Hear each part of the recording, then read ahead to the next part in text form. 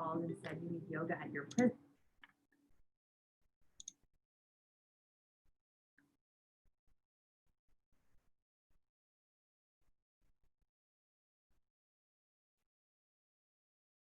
Hi, everyone. Sorry for all the technical difficulties. I was going to use my husband's computer, but I didn't have everything set up. So we are just going to start in a couple minutes. I'm just getting the new computer all set up. So we're ready to go.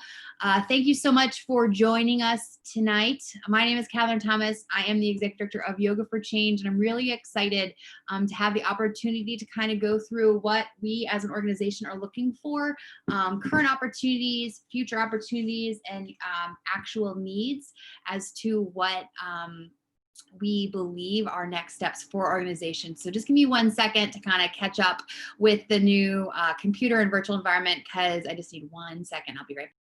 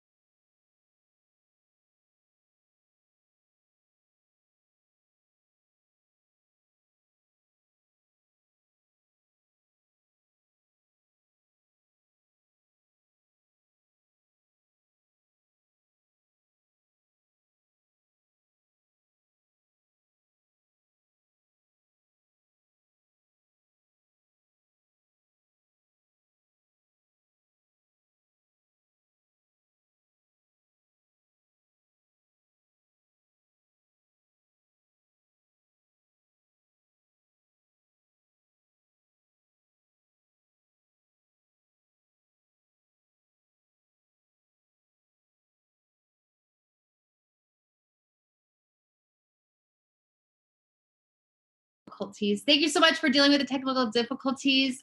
Sorry that took so long.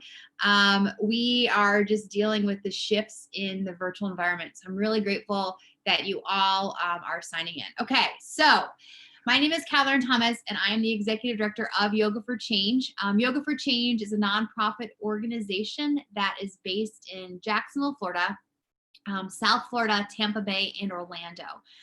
Right now, we have had to shift pretty quickly to the virtual environment. The organization was founded in 2014 with the goal of bringing trauma-informed programming to individuals who are incarcerated, who are veterans, who are youth. And just recently, we opened up our mission to include anybody who has mental health struggles. That allows us to still maintain our programming inside recovery for individuals diagnosed with substance abuse disorder or opioid use disorder. But on top of that, now we're able to really deal with individuals struggling with depression, anxiety, just everyday mental health struggles, and also post-traumatic growth and dealing with PTSD, not only with the veterans, but outside of that veteran community. We define veterans as military veterans, first responders as well, and that allows us to have more of a holistic view of potentially how we can implement ourselves into the correctional system in order to kind of create some demonstrative change on multiple different levels. Okay, so I have a little bit of a chat feature here. I know that if you're watching this after the fact, we obviously can't live chat with you, but if you have any questions that come up throughout the little sort of talk that we have today, please don't hesitate to ask. So as I said, we're really going to go through what we're up to right now and what we see our needs as being in the near future. And we hope that that will allow us to answer some questions and then allow the onboarding process that we're just beginning in this virtual environment to be easier for people to understand moving forward. So right now, what we've been doing is any facility that still has individuals who are being treated by that facility, we're able to actually implement programming virtually. We've been doing a lot of Zoom meetings, and we know that it's a completely different environment than teaching in person. We understand that it is not as much connection between student and teacher. And it's also really hard sometimes to teach blindly. What I mean by that is you may have your screen on, but if all your students have their screens off, or if you're recording content that's going to be played inside the facility, there's really a loss of connection between the students and between the teacher. And we really believe that connection, both with self and with community, is really a benefit to what yoga as a practice and as something that we implement, how it's helping individuals who've experienced trauma. And so we understand, and I kind of want to make that clear, that in-person programming should, in our view, never be replaced by virtual programming. But because of the current medical constructs that we're living in with the pandemic, in-person programming in many of these facilities is impossible. And so what we have done as an organization is continued programming as much as we can, to allow our contractors the opportunity to still teach classes for compensation. And what we're doing on top of that is now, how can we continue to give and to maintain and to sustain resources for individuals who may not have the opportunity to have a live stream class. So for that, think potentially correctional institutions, rehabilitation centers that don't really have a good Wi-Fi or internet connection, potentially detox facilities.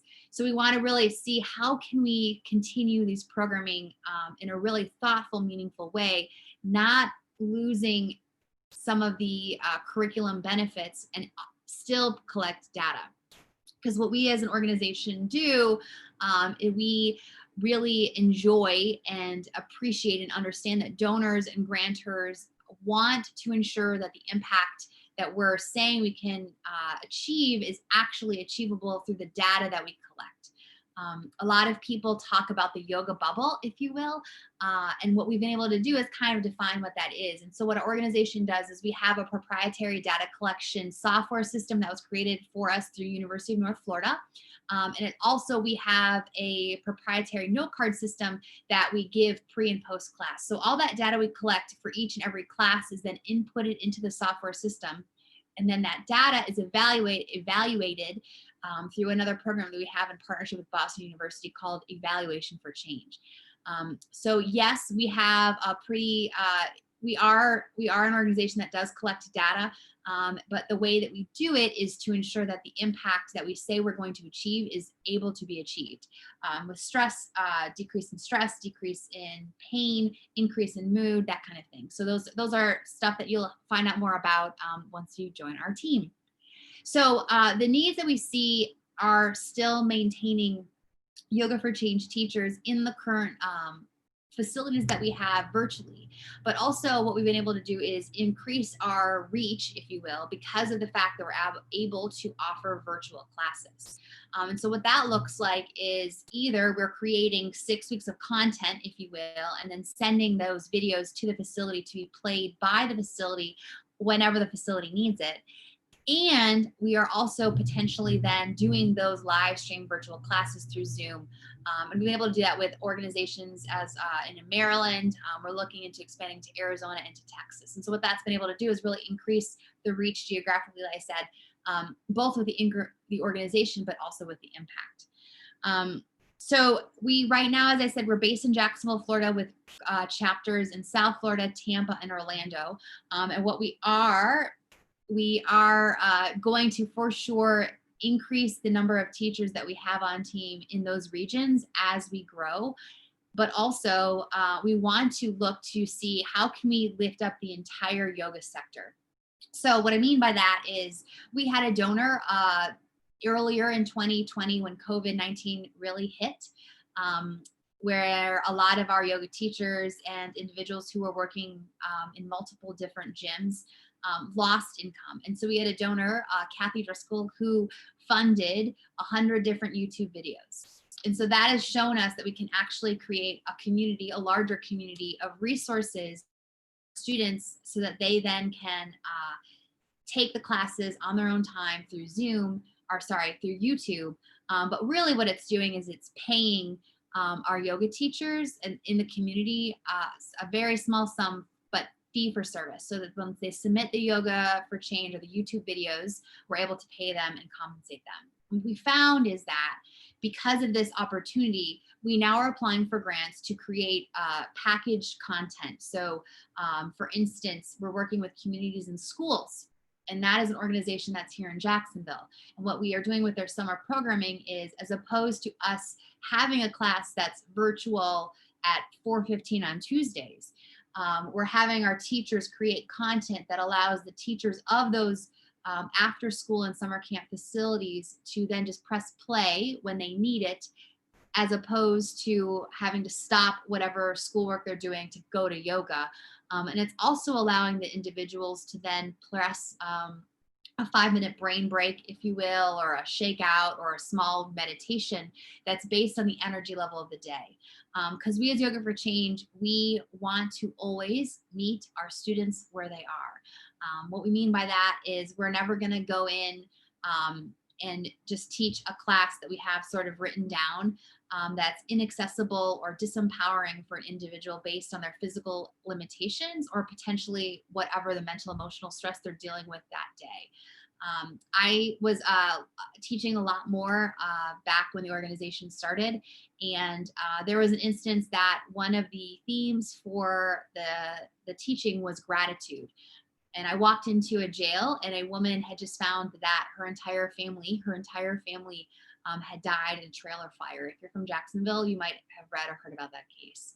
Her children, her mother, everybody was just taken in this horrible, horrible fire. And so as opposed to just teaching what I thought and not really taking account for what was happening, we kind of switched, obviously, the class and the theme, and we really met the students where they were. And that allowed individuals who are struggling to feel heard and seen, and really truly connect with the curriculum and each other and create even a smaller community inside a jail. And so what we are going to do is, as I said, go through an onboarding process. What it used to be is a lot different than what we hope to do and implement into our organization now.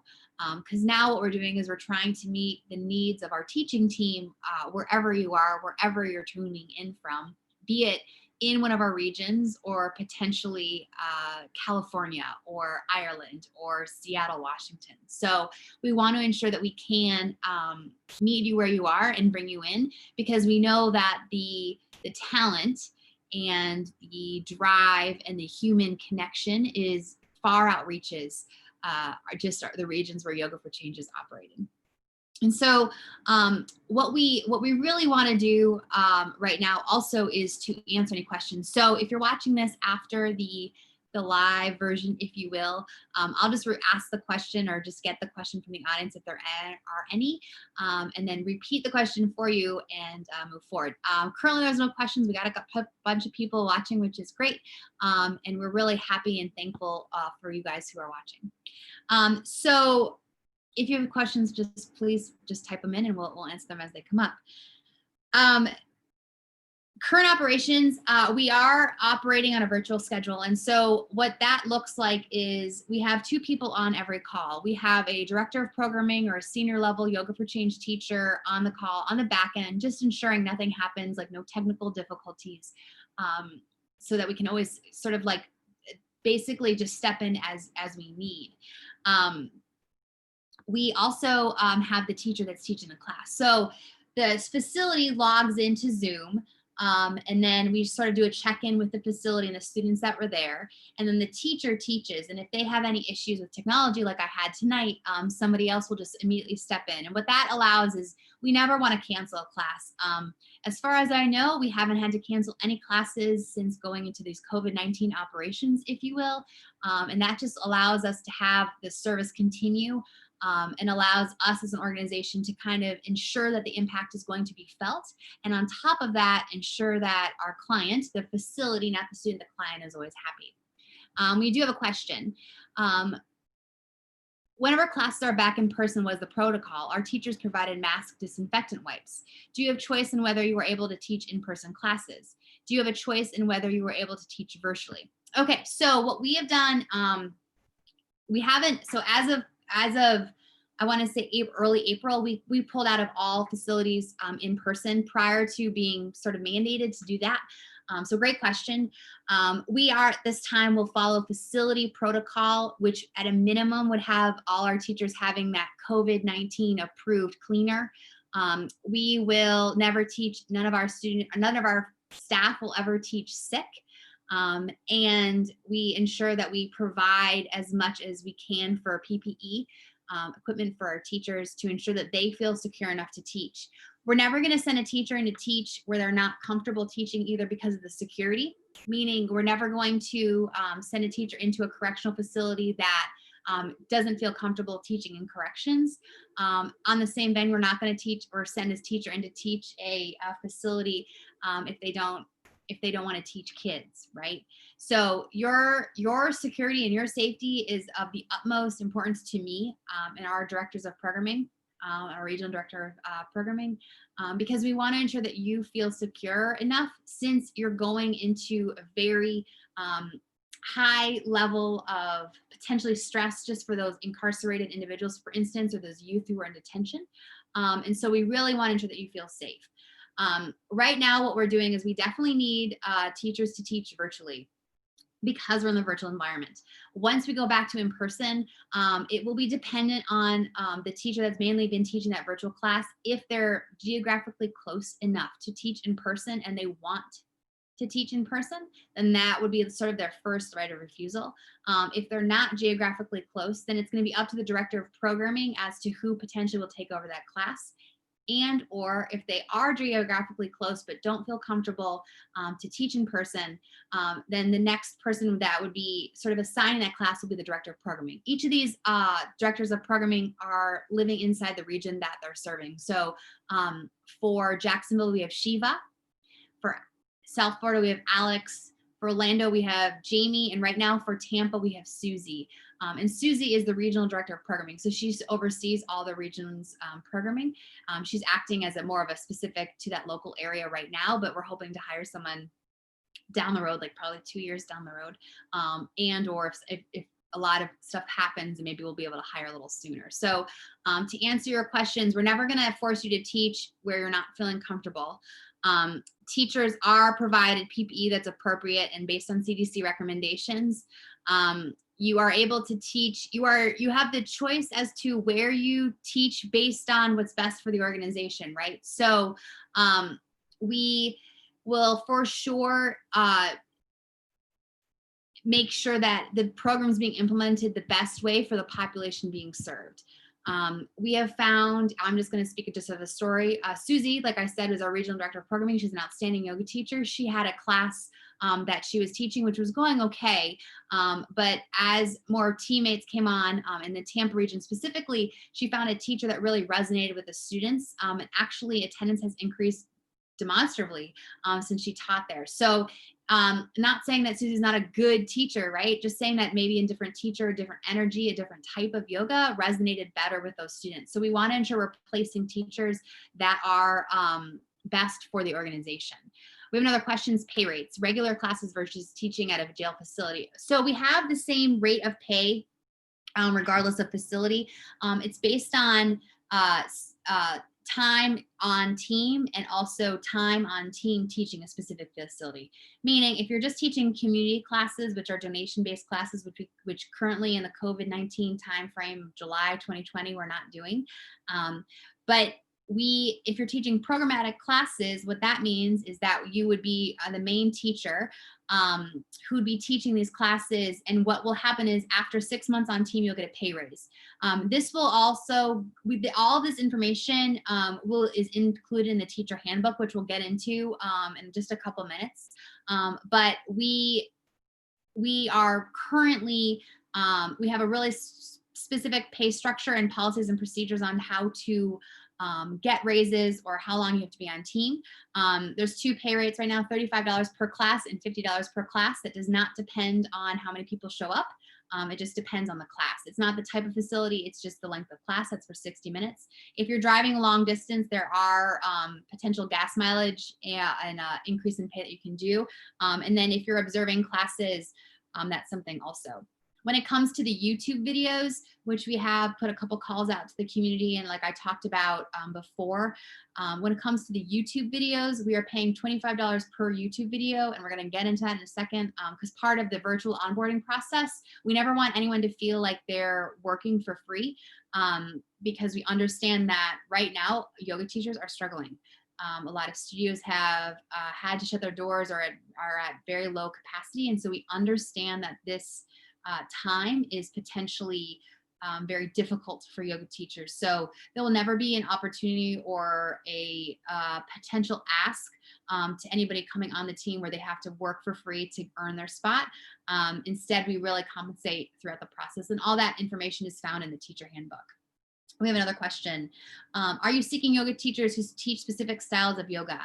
What's great about this organization is we will never tell you what yoga postures or what yoga type to potentially teach, right? I'm just going to speak for myself.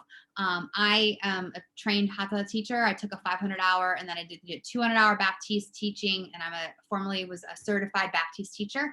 I have multiple experience in different genres, right? There's different genres of yoga or different types of yoga or different postures of yoga that work best for specific populations. And so what we'll do is we'll probably be placing teachers based on the best practices that we have experienced of the type of yoga for those facilities. Let's do a quick example. For incarcerated facilities, we do a lot of power yoga or Baptiste yoga, if you will, more Ashtanga flow like vinyasa, really flow yoga, because a lot of the male incarcerated individuals are not able to exercise, and they have a lot of stress that's pent up. So we like to put teachers in who do more of a flow yoga, keep people moving in their bodies, and that type of thing. The same vein, incarcerated women, we never want to disempower our students. And so a lot of individuals who are incarcerated find that they are putting on weight, or they're not moving, and they're very stagnant in their day. And so the yoga that we recommend for women is more restorative, more yin. They're dealing with a lot of mental, emotional trauma as well, being incarcerated. And so we want to really build them up. Have I taught more of a power flow? Yes. But again, it's not necessarily the type of yoga. It's more the teacher will be able to immediately see and know what type of yoga is needed based on the students that show up. We have a curriculum which we will send and distribute based on some of the markers moving up to there, and we'll go through that. And that's really what we ask you to teach. You could teach our curriculum in a meditation, in a yoga nidra, in a power yoga class, in a restorative class, in a yin class, in a Ashtangi class. And so we really want to ensure that the teacher is strong enough to take sort of an inventory of what's happening in the room, both mentally, emotionally, and also physically, right? Because again, just taking another group of our population, veterans, veterans are very active. And if you have a group of veterans who may have amputees, you want to be very cognizant of what type of yoga you're teaching so that you ensure to not disempower accidentally. But we need chair yoga classes. We need all different types of yoga teachers, because yoga is for everybody and yoga is for every body. And so we want to ensure that, what resonates with you, the reason that you teach yoga, the type of yoga that you love is the type of yoga that we want you to teach. Because again, we are not taking really just graduated out of 200-hour yoga teaching schools, because we need you to be really strong as a yoga teacher, because we're not just teaching a yoga studio, if you will. We're teaching individuals who've maybe gone through a significantly traumatic experience and are dealing with the trauma in their own body, or they're potentially suffering with cravings because they're in a rehabilitation center, or there may be a child who's been extremely abused or in a juvenile detention center. And so there's more than just the yoga practice in the postures sort of looped together. It's implementing curriculum, teaching yoga, but also classroom management, and ensuring to connect with your students. And so that's stuff that you'll learn through the onboarding process. So what I'm gonna do now is, we have another question, sorry. Okay, cool, yeah, thanks. If you are not familiar teaching chair yoga, but would like to expand into learning how to teach it, would training be provided? Not necessarily a certification. Yes. We have a huge, amazing team of contractors across the state with various levels of advanced knowledge in multiple different genres of yoga.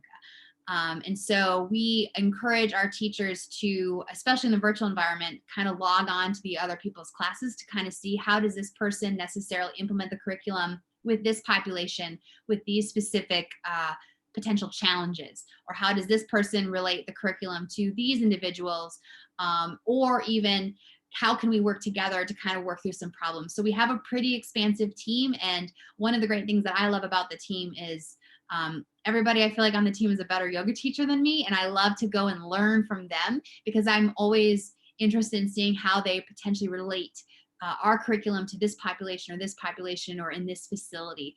And so yes, there is training and we have resources, but we also have teachers on the team who are really great. And part of the onboarding process is to look through and observe and witness how other teachers who've been doing this for a couple years potentially, or since the beginning of Yoga for Change, or just recently, and learn from them as well. So I'm just going to share my screen really quickly. I really hope it works the first time. So here we go. And the reason we're doing this again is simply because we want to ensure that the information is relayed in an easy way for people to kind of understand. So this is how we were doing it before COVID-19. And the reason I'm showing you this is because if you potentially are watching this and we are now, maybe it's 1 month from now or 2 months from now, and we're not doing social distancing anymore. This is really how we did the onboarding process before. So the Yoga for Change Director of Programming for your regions, that's Jacksonville or South Florida or Tampa or Orlando, observes you teach in person. So what that looks like is you would be teaching potentially at a studio. The director of programming would go and attend your class, and then you would be able to kind of, sorry about that, you would be then seen with what they're doing. And at that meeting, which would be predisposed or kind of like able for you to see the director of programming at that meeting, then you would fill out some paperwork. Then you would observe 3 Yoga for Change classes in person. And then you would be observed by the Yoga for Change Director of Programming, who would observe you for 3 classes. So currently, because we're in COVID, this is what we are really trying to go. This is a new process that we just put into place. And the reason that we just put this into place is because we're trying to keep up with the demands that we see coming, which I'll go over in a couple minutes. So now, you or the interested yoga teacher would submit a video to us. So the address that we'll be doing is info@y4c.org. And I can put that in the chat. And once you submit that video, then only then will we be then sending you back some paperwork. And the reason for this is simply because in the past, a lot of people have reached out and wanted to teach for us. But in fact, after a lot of the hard work and onboarding, they found that, life changes, right? Like you just move on to something new or something more exciting. And so we want to kind of keep up with life and what's happening. So after you submit your first video of you teaching your style of yoga, then we will send you paperwork to fill out. Once you return that paperwork, then we will send you feedback from video number 1. So there's 2 ways that we can do this. We are able to give CEUs through the Yoga Alliance. So many of you are looking to get some CEUs completed, either contact hours or non-contact hours. We can either give you CEUs through this process, or we can pay you financially, compensate you for each video that you submit that we put on our YouTube station. So if you submitted all 3 videos, because there's 3 videos that we need to submit, you'll make $75, or based on the amount of work that you put in the video and the amount of work that we do for feedback, we can give you CEUs. After you submit, or after you get the paperwork, sorry guys, different computer, have all my notifications on. After you return the paperwork and we get you feedback, then we would ask you to submit video number 2, implementing the feedback that you received from your video of video number 1. What we're looking for here is we have a lot of feedback. We are pretty high in the feedback realm, if you will. And so we want to see how you as a teacher are able to implement feedback. And then after you send us video number 2, we, or the Yoga for Change Director of Programming, will then send you the curriculum. So with the paperwork that we send you after you submit us video number 1 is our code of conduct, our independent contractor agreement, our confidentiality, and our teacher handbook. And then once you go through all that, then we will send you feedback on video number 1. And then once you implement the feedback and send us video number 2, then we will send you the curriculum.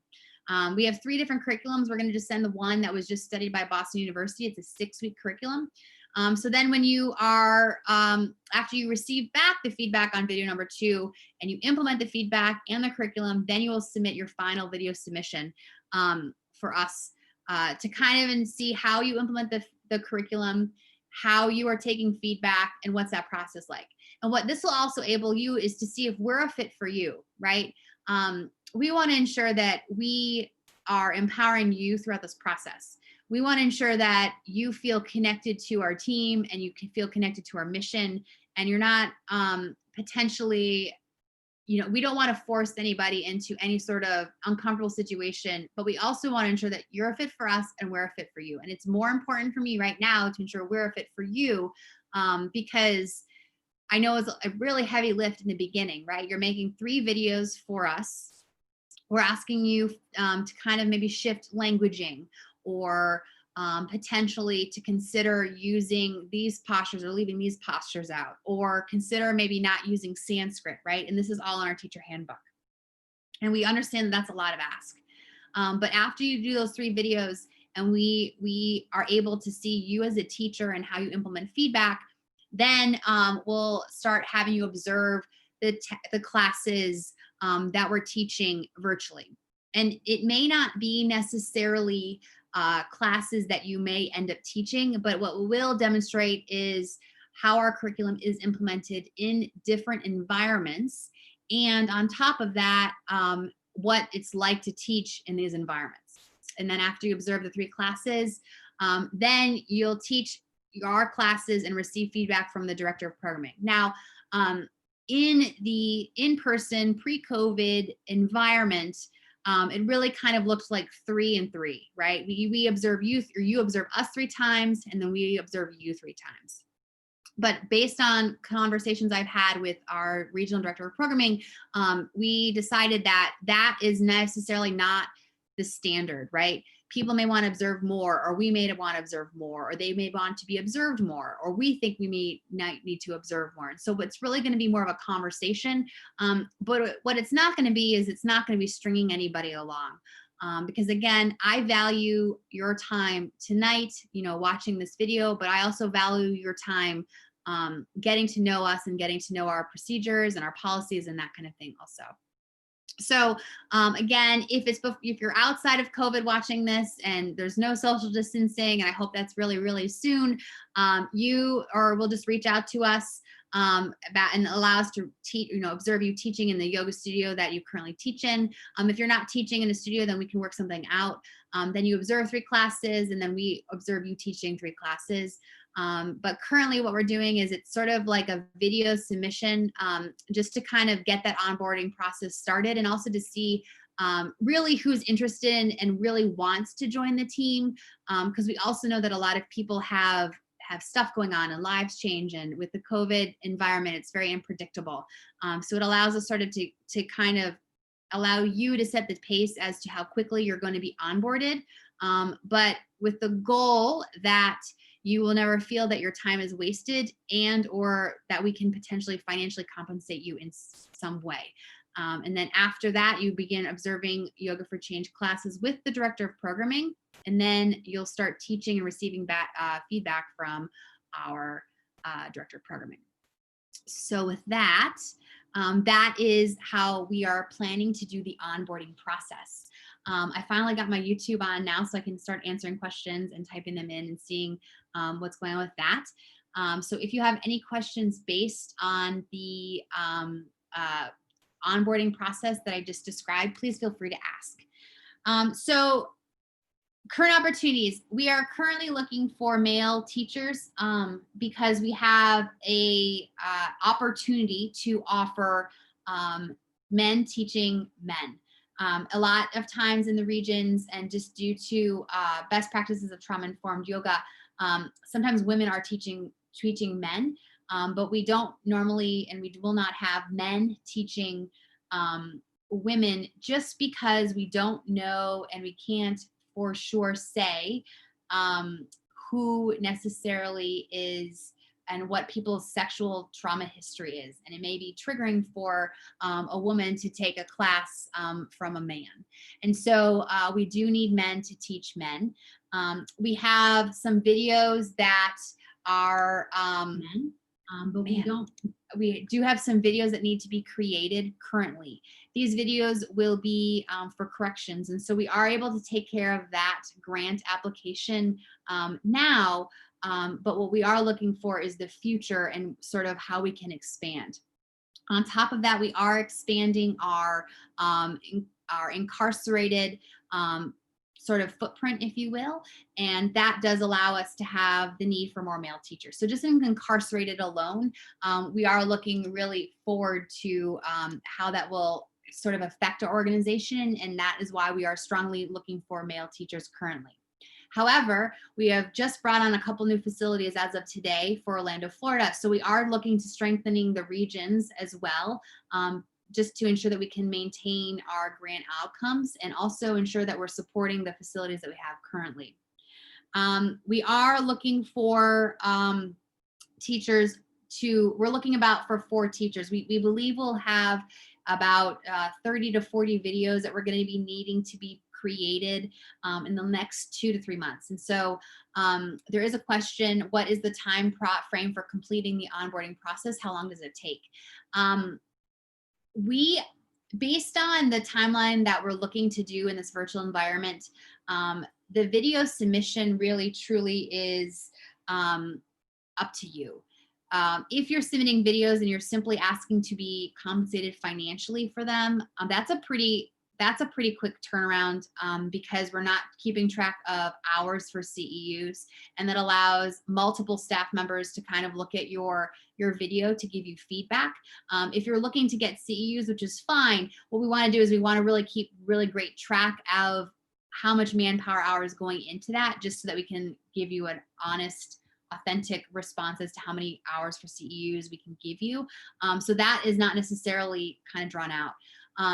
But I believe if you were to submit 3 videos based on, submit your first video, return the paperwork that pretty quickly within maybe, 48 hours of you getting sent the paperwork, that's going to show and demonstrate to the directors of programming that you're bought in. And that will allow you to really not get to the head of the line, but it's easy to work with people that are very eager to be on the team, right?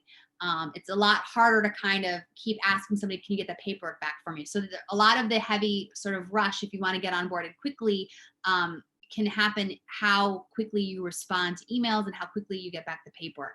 For the onboarding for the 3 classes, we can get those knocked out pretty quickly. I mean, our virtual schedule is jam-packed, and so there's a lot of opportunity to observe. And then that, with getting somebody onboarded and trying to get somebody, not rush you through the process, but ensure that you feel confident and empowered throughout the process, we can get you on the teaching schedule pretty quickly. So it's really up to you on how long the onboarding process takes. Are there any specific criteria for teaching in correctional facilities in person? We're going to have the same criteria be in person as virtual. So it's really both. What we'll be doing is the individual needs to pass a background check. If you've been incarcerated in the past, that is okay. We need you to be released no later than January 1st of 2015. Why? Because most of the correctional systems that we're working with require a 5-year out of jail, sort of in society without reoffending before they'll let you in. And so we're trying to just kind of get that process going and ensure that our teachers could pass a background check, both in person and virtual. Again, like we said, we want to have men teaching men and women teaching women. I have taught men, and I have taught men in the past, but the new rules sort of preclude me from teaching. And so we want to ensure that we really get people involved and really ensure that they're supported. And that way, when we go back to in-person, because we will obviously go back to in-person, those individuals may actually have a connection with you as a teacher. If we're not one of the 4 virtual teachers selected, can we still be part of the team in some way? I do not want to get paid. I have a huge passion in teaching veterans. I'm a military veteran and former Leo. So I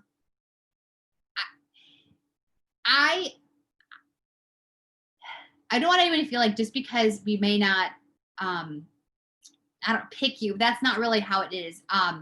This is pretty intense work. Working with individuals who've experienced trauma is very intense. And we want to ensure that the teachers that come on the team have resources for themselves, because vicarious trauma and compassion fatigue and burnout is a real thing. And a lot of the populations that we work with really need a person who's very experienced and is able to connect with these individuals in a really powerful way. And so what we're looking for are teachers that we feel would be the best to teach virtually. And that allows us to do that. Hang on one second.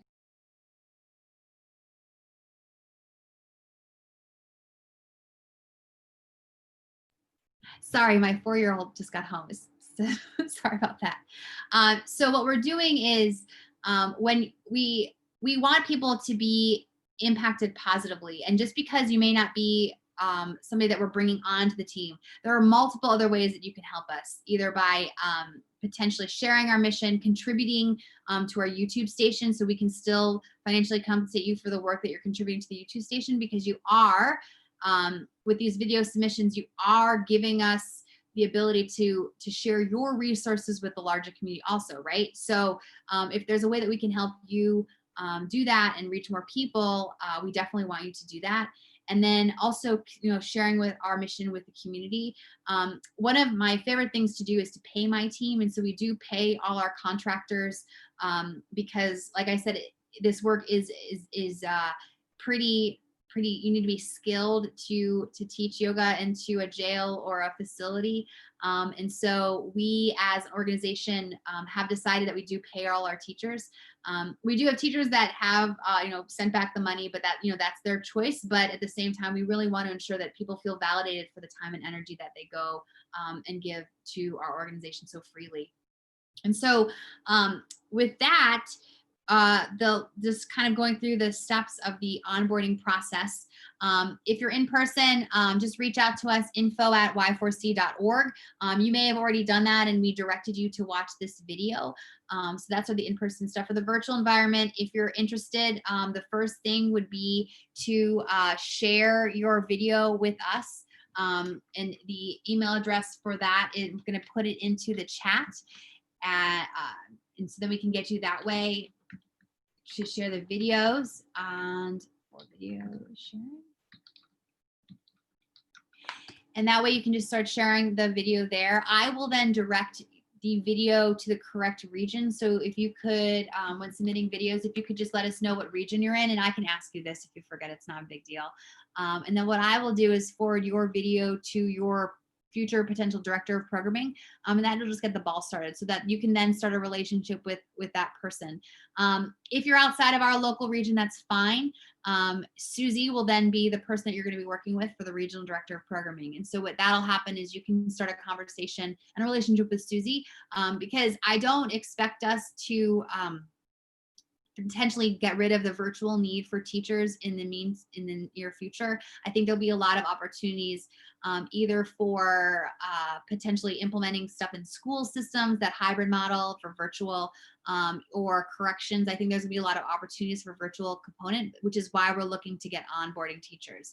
I know we kind of had a sort of estimate that we'll need 4 virtual teachers and 2 in person for Jacksonville, but that may shift and change based on grants that we have applied for, and grants that we're looking to potentially move into, if you will. So if you are joining us, please feel free to ask any questions that you may have.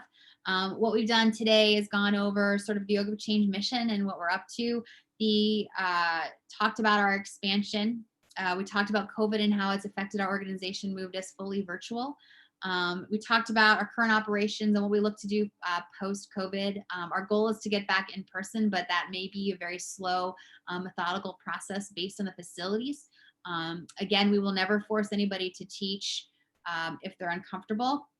And a lot of this will be gone over in the teacher handbook, which you will receive after you've submitted your first video.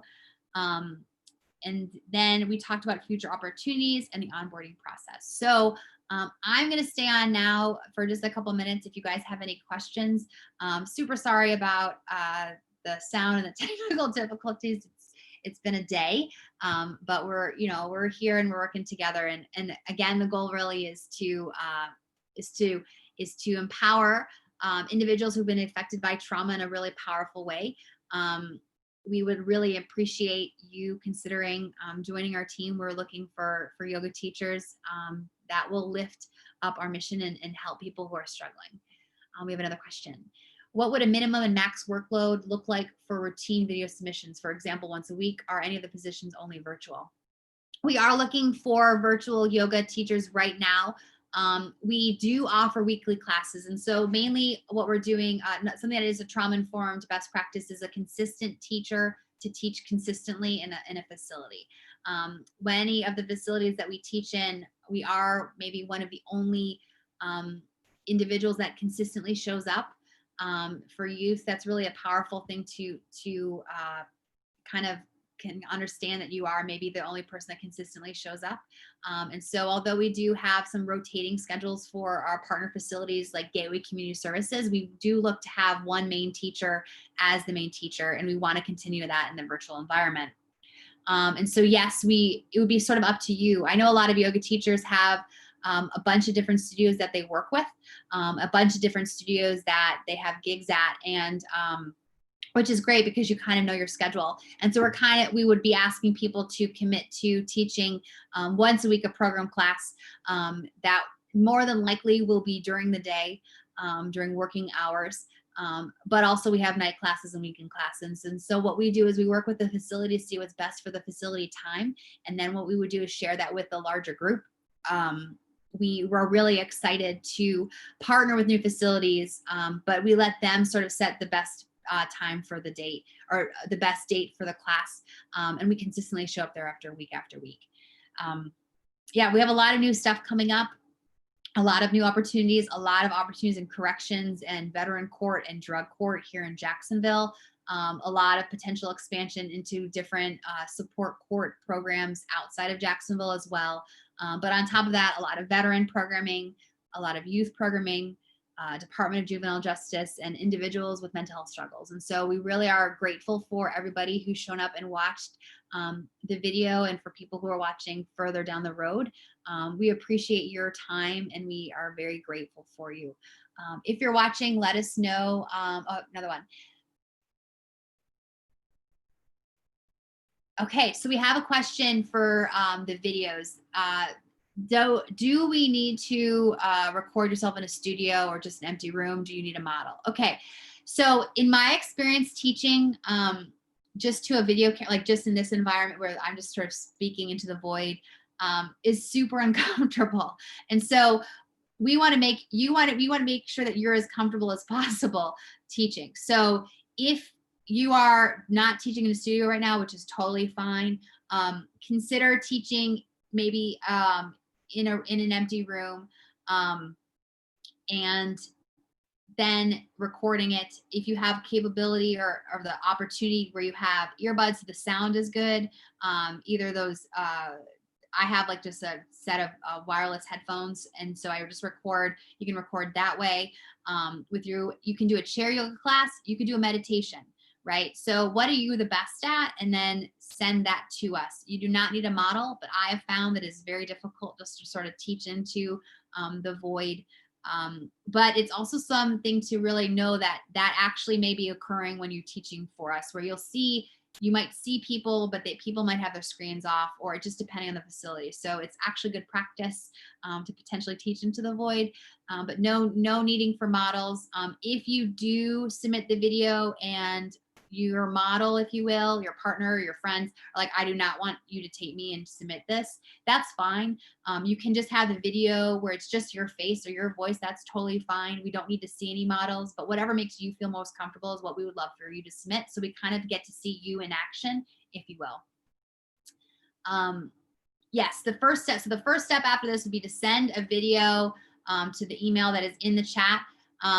The class times are up to you, right? So if it takes you 30 minutes to kind of show your best self, 30 minutes. We're looking for between 20 and 60 minutes for those videos, a diverse sort of asana or yoga forms, if you will, put together, meditation, if that's what you're best at, yoga nidra, right? But once you submit it to us, we are just ensuring that we are intending to put these on YouTube for the larger community as a resource to the community. So if there's anything that you want us to include in the video, like your home studio or your yoga website, or sort of like how we can promote you in this as well, please ensure to include that. Again, the videos ranging for it's the yoga sort of practice, we ask between 25, 30, and 60 minutes. And then meditations, probably in order for us to really sort of get to know you and to kind of hear your teaching style, we ask for at least a 10-minute meditation. If you're just doing an iRest script, I would ask you to consider maybe putting some of yourself in there and not merely just reading the iRest script, just because that doesn't really show us who you are as a yoga teacher. But yeah, whatever, we would ask for at least like a 25, 30-minute yoga class, up to 60-minute yoga class for that. Yep, great.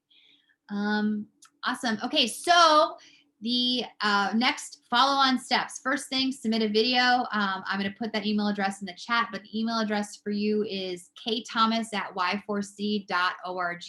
That's KTHOMAS at Y, the number 4, the letter C.org. What I'll do then is I will forward that to the person who then will become your main contact moving forward through this process. And then they'll get you back that paperwork. And then if any questions you have, please do not hesitate to reach out to that person or me moving forward. And we just want to ensure that you feel heard and seen, because that's really what we do for our students. We just really hear and see them. For the videos, we have a question. We do ask for you just to wear appropriate yoga attire. So what you would teach in a studio in. For Yoga for Change, we definitely have a uniform that once you're on the team or teaching for us, you will receive. It's loose yoga clothes. It's a branded high neck shirt and some loose yoga pants. That is a best practice for trauma-informed yoga. We want to take any sort of sex, if you will, out of yoga. A lot of individuals think that when they hear the word yoga for the populations that we serve, they have an idea in their head of what that is. And what we want to do as an organization is just have a form or just a person leading a practice and sort of take out anything else out of that, any body image issues. And so we would ask that you would teach in what you would feel comfortable teaching in a yoga studio, right? But if you're kind of thinking like really down the road, trauma informed, how can you teach where you would not potentially activate somebody's past traumas if they've been sexually assaulted or hurt in that way? So really just consider that kind of things. And if you have any more specific questions, please feel free to reach out. Okay, what is the deadline for submissions? This is sort of a rolling admission. This is the launch of our new virtual onboarding process and procedures, which is why we're doing this video. Anybody who reaches out to us from today moving forward will be sent this video link as how we want them to proceed to being onboarded onto the Yoga for Change teaching team. So really it's up to you. As I said a little bit before in the video, it's going to be easy to work with people who are really wanting to be on the team, right? So if people after this video start submitting videos to our team, and that they're getting the paperwork back, if they start speeding up the process, that process will be sped up, and it will allow our director of programming to kind of get those people onboarded quickly. If you're not able to right now, if your life is just too much right now and you are in a pandemic like I'm in a pandemic and getting a video together is just something that it's just not in your capacity right now. That's fine, right? Totally fine. We do not want anyone to feel like they missed the boat on this. But we really truly want to ensure that we know people are wanting to join the team, and we figured out a way that we think is the best for our students, to ensure that we are putting skilled yoga teachers who can hold space and help people feel empowered no matter what traumatic experience they've just overcome. And so this is where we are starting. As I've experienced this whole pandemic, and what we're in right now has been very unpredictable, and a lot of stuff has changed. So as of today, July 29th, this is the procedure. I don't feel like this will be changing in the near future. We kind of have been doing running people through this onboarding processes, and it's been working pretty well. But we are doing a YouTube live, right? So there could be a lot of people who submit videos. And so what we're trying to do is just ensure that there's a sort of a framework for you to go through to move forward. So there's no deadline in submissions, but again, we will have, once we hit our capacity, then we won't be able to really onboard anybody else. But what we do want everyone to know is we want you all to feel supported in some way during this time. So if there's other ways that we can support you as an organization, please do not hesitate to ask. One way that I have been able to do is sort of get a donor to fund some yoga YouTube videos for our YouTube station. So if you know of any other yoga teachers who are struggling right now, it's $25 per video, and there's YouTube guidelines that we can send you. Please, again, just reach out and let us know. If after watching this, you're like, this is just not for me, this organization's not for me, that's okay. We love collaborating with other organizations as much as possible, and feel free to share the information with anybody you think may need it. Any other final questions, please don't hesitate to chat them. I'm going to chat again the YouTube submission email address to the chat right now, and wait and see if there's any other questions. So you can play the Jeopardy music if you want. Do, do, do, do. But yeah, just some questions if you got it.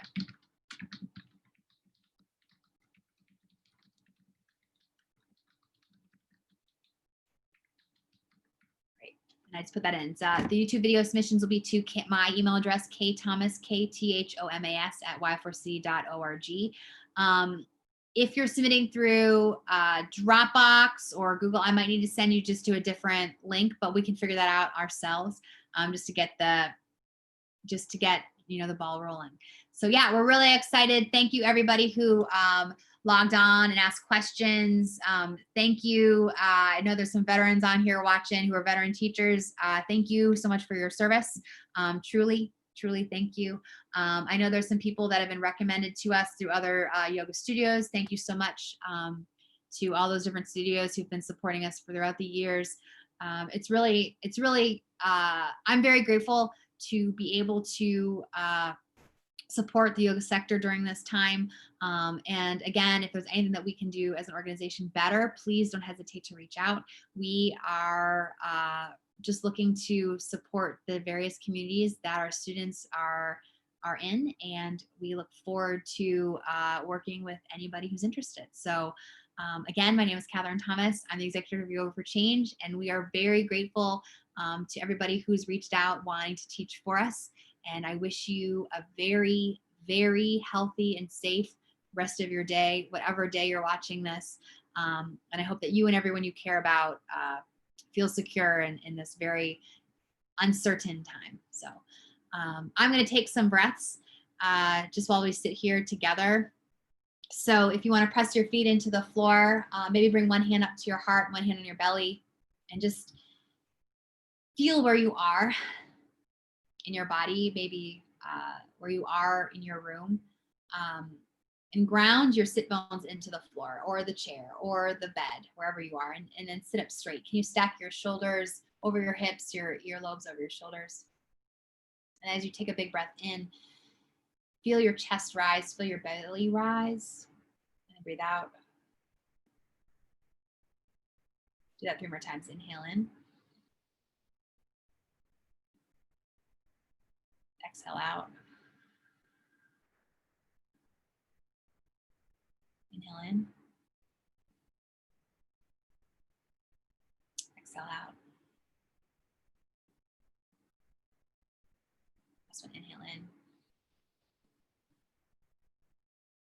Open up your mouth, exhale. Have a great night. Thank you very much.